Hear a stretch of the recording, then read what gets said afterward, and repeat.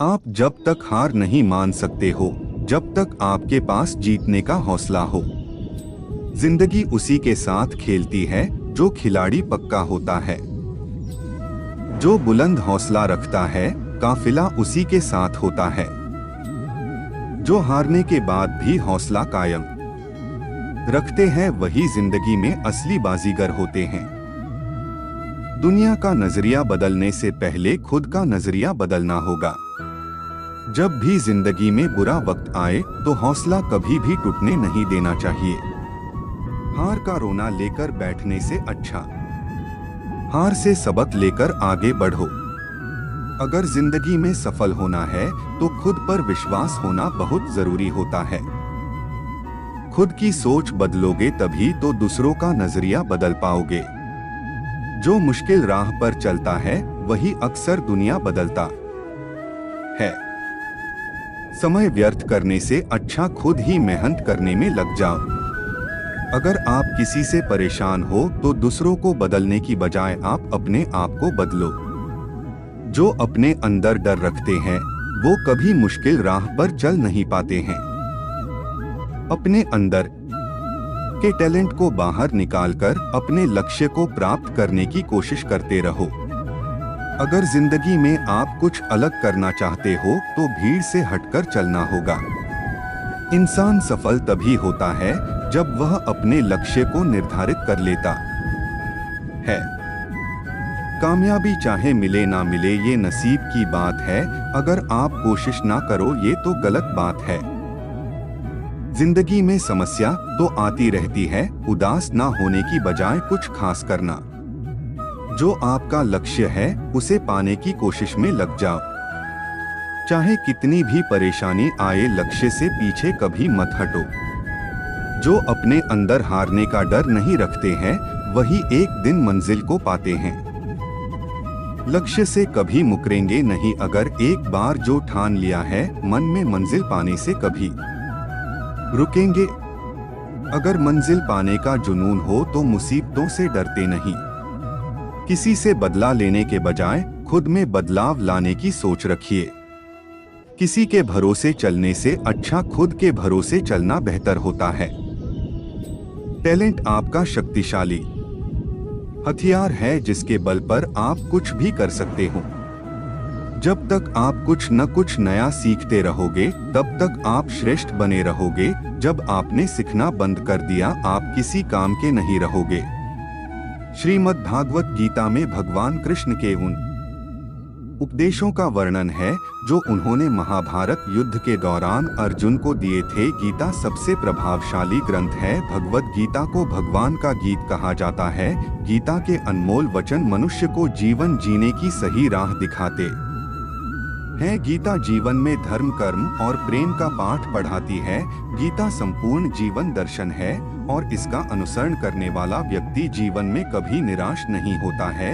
गीता में श्री कृष्ण ने ऐसे लोगों की पहचान बताई है जो कभी भी भाग्य पर निर्भर नहीं रहते हैं। गीता में श्री कृष्ण कहते हैं, केवल डरपोक और कमजोर लोग ही चीजों को भाग्य पर छोड़ते हैं, लेकिन जो मजबूत और खुद पर भरोसा करने वाले होते हैं वे कभी भी नियति या भाग्य पर निर्भर नहीं रहते। गीता के अनुसार सिर्फ दिखावे के लिए अच्छा मत बनो। वो परमात्मा आपको बाहर से नहीं बल्कि भीतर से भी जानता है। श्री कृष्ण का कहना है कि मुश्किलें केवल बेहतरीन लोगों के हिस्से में आती है, क्योंकि वही लोग उसे बेहतरीन तरीके से अंजाम देने की ताकत रखते हैं। जो सरलता से मिलता रहे उसका महत्व नहीं रह जाता। अक्सर खो देने के बाद समय, व्यक्ति और संबंध के मूल्य का आभास होता है। श्री कृष्ण कहते हैं, शरीर नश्वर है पर आत्मा अमर है। यह तथ्य जानने पर भी व्यक्ति अपने इस नश्वर शरीर पर घमंड करता है जो कि बेकार है। शरीर पर घमंड करने की बजाय मनुष्य को सत्य स्वीकार करना चाहिए। आप खुश हैं या दुखी यह दोनों आपके विचारों पर निर्भर है। अगर आप प्रसन्न रहना चाहते हैं तो आप हर हाल में प्रसन्न ही रहेंगे। अगर आप नकारात्मक विचार लाते हैं तो आप दुखी ही होंगे। विचार ही हर व्यक्ति का शत्रु और मित्र होता है। आप कितने भी अच्छे कर्म कर लो, लेकिन समाज आपके बुरे कार्यों को ही सदैव याद रखता है। इसलिए लोग क्या कहेंगे यह सोचने से बेहतर है कि आप अपना कर्म करें। जन्म लेने वाले के लिए मृत्यु उसी प्रकार निश्चित है जितना कि मरने वाले के लिए जन्म लेना।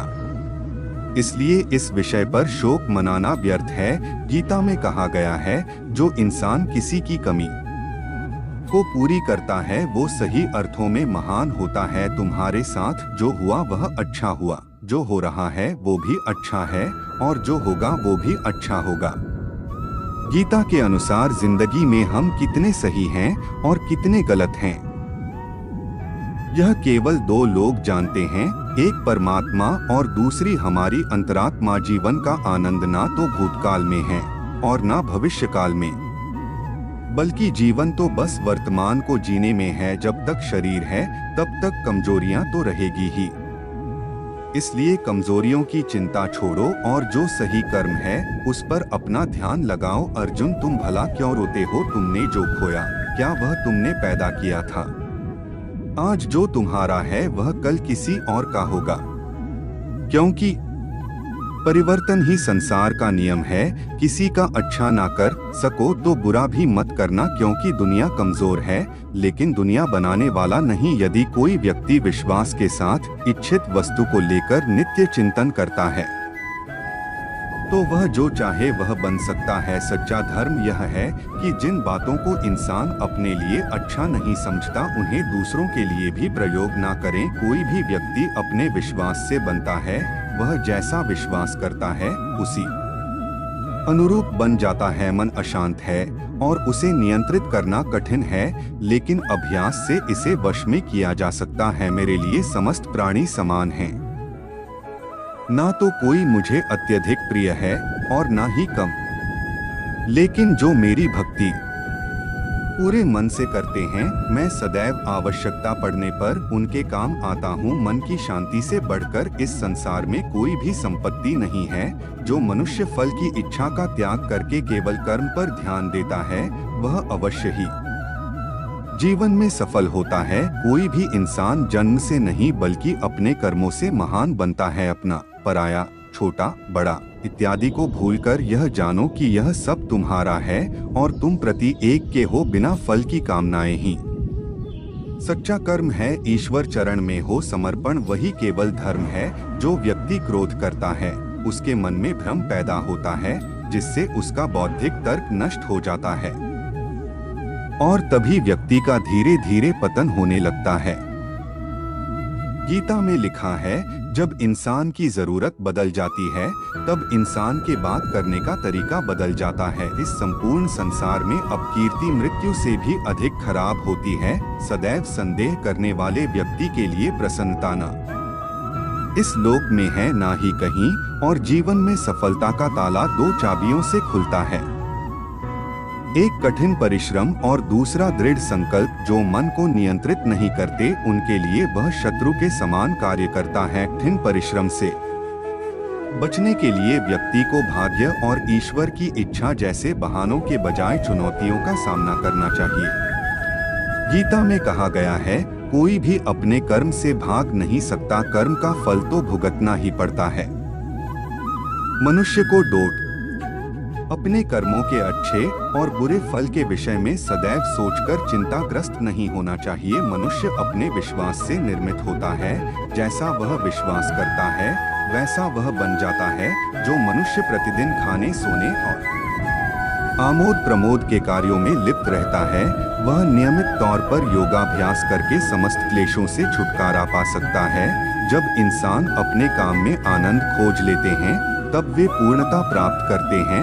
श्रीमद् भागवत गीता का मुख्य उद्देश्य मानव कल्याण करना है, इसलिए प्रत्येक मनुष्य को सदैव मानव कल्याण की ओर अग्रसर रहना चाहिए। किसी भी व्यक्ति को ना तो समय से पहले और ना ही भाग्य से अधिक कुछ मिलता है, लेकिन उसे सदैव पाने के लिए प्रयत्नशील रहना चाहिए। इंसान हमेशा अपने भाग्य को कोसता है, यह जानते हुए भी कि भाग्य से भी ऊंचा उसका कर्म है, जिसके स्वयं के हाथों में है। व्यक्ति को आत्मज्ञान के माध्यम से संदेह रूपी अज्ञानता को समाप्त करना चाहिए। मैं उन्हें ज्ञान देता हूँ जो सदा मुझसे जुड़े रहते हैं और जो मुझसे प्रेम करते हैं। सत्य कभी दावा नहीं करता कि मैं सत्य हूँ, लेकिन झूठ हमेशा दावा करता है कि सिर्फ मैं ही सत्य हूँ। परिवर्तन संसार का नियम है। समय के साथ संसार में हर चीज परिवर्तन के नियम का पालन करती है। हालांकि मैं भूत, भविष्य और वर्तमान काल के तीनों जीवों को जानता हूँ, लेकिन मुझे वास्तव में कोई नहीं जानता है।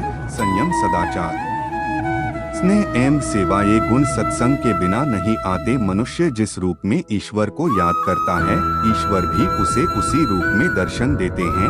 अपने कर्तव्य का पालन करना ही प्रकृति द्वारा निर्धारित किया हुआ हो, वह कोई पास नहीं है। सज्जन व्यक्तियों को सदैव अच्छा व्यवहार करना चाहिए, क्योंकि इन्हीं के पद चिन्हों पर सामान्य व्यक्ति अपने रास्ते चुनता है। बुद्धिमान को अपनी चेतना को एकजुट करना चाहिए और फल के लिए इच्छा छोड़ देनी चाहिए। मन अवश्य ही चंचल होता है, लेकिन उसे अभ्यास और वैराग्य के माध्यम से वश में लाया जा सकता है। इंद्रियों की दुनिया में कल्पना सुखों की प्रथम शुरुआत है और अंत भी जो दुख को जन्म देता है।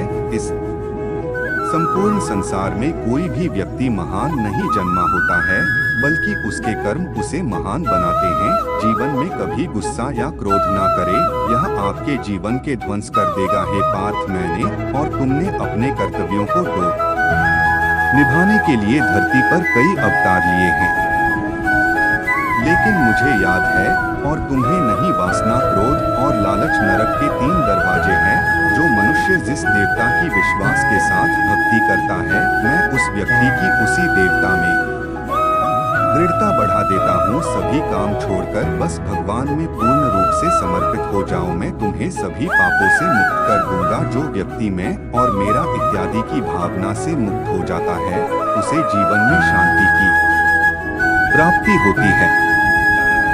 आत्मज्ञान की तलवार से काटकर अपने हृदय के अज्ञान के संदेह अलग कर दो। अनुशासित रहो, उठो और कार्य करो। जिस प्रकार से प्राकृतिक मौसम में बदलाव आता है, ठीक उसी प्रकार से जीवन में भी सुख दुख आता रहता है। वह कभी स्थायी नहीं रहते हैं। इस जीवन में न कुछ होता है न व्यर्थ होता है। जो लोग परमात्मा को पाना चाहते हैं, वह ब्रह्मचर्य का पालन करते हैं। भगवान श्री कृष्ण कहते हैं कि मैं इस संसार की सुगंध हूँ, अग्नि की ऊष्मा हूँ और समस्त जीवित प्राणियों का आत्म संयम हूँ।